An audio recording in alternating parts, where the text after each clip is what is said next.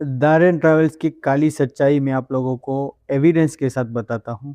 अगर आप लोग दारेन ट्रैवल्स के ज़रिए विदेश जाना चाहते हैं, तो आपके साथ बहुत बड़ा धोखा होता है और धोखा कहाँ पे होता है, मैं बताता हूँ।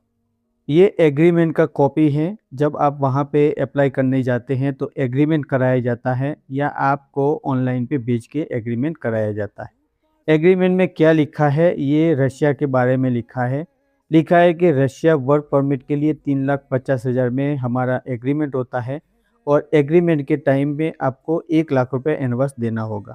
1,00,000 रुपये जो एडवांस करेंगे वो नॉन रिफंडेबल रहेगा, मतलब किसी भी हालत में आपको वापस नहीं मिलेगा।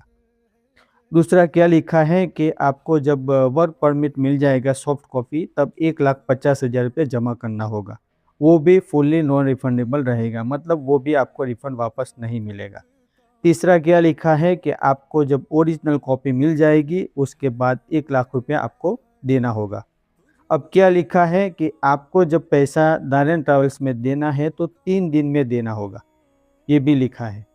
नीचे क्या लिखा है कि एग्रीमेंट के टाइम में जो 1,00,000 रुपये लिया जाता है वो एडवांस रहेगा और वो नॉन रिफंडेबल रहेगा।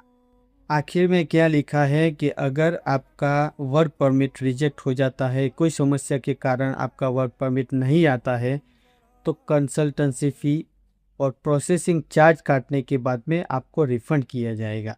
और कंसल्टेंसी प्रोसेसिंग का चार्ज जो है वो अप्रॉक्सली 1,00,000 के बराबर काटा जाएगा। नोटरी करके लिख के देना पड़ेगा। उसके बाद 120 दिन के भीतर या उससे भी ज़्यादा टाइम लग सकता है। आपको जब दारेन ट्रैवल्स में पैसा देना होगा तो 3 दिन में देना होगा। जब दारेन ट्रैवल्स के पास से वापस लेना होगा तो 120 दिन या उससे भी ज़्यादा टाइम लगेगा।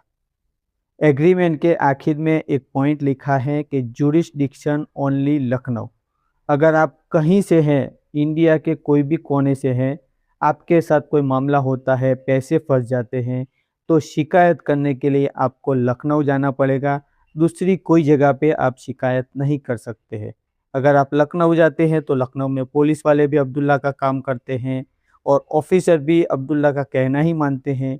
एक और सच्चाई बताना चाहूँगा। ई माइग्रेशन एक्ट 1983 रूल्स 25(1) में लिखा है कि रिक्रूटमेंट एजेंसी जो विदेश भेजने वाली एजेंसी है, वो कैंडिडेट के पास से 30,000 से ज़्यादा नहीं ले सकती है। अगर उनके पास लाइसेंस है तो ये तो लाइसेंस का उल्लंघन है।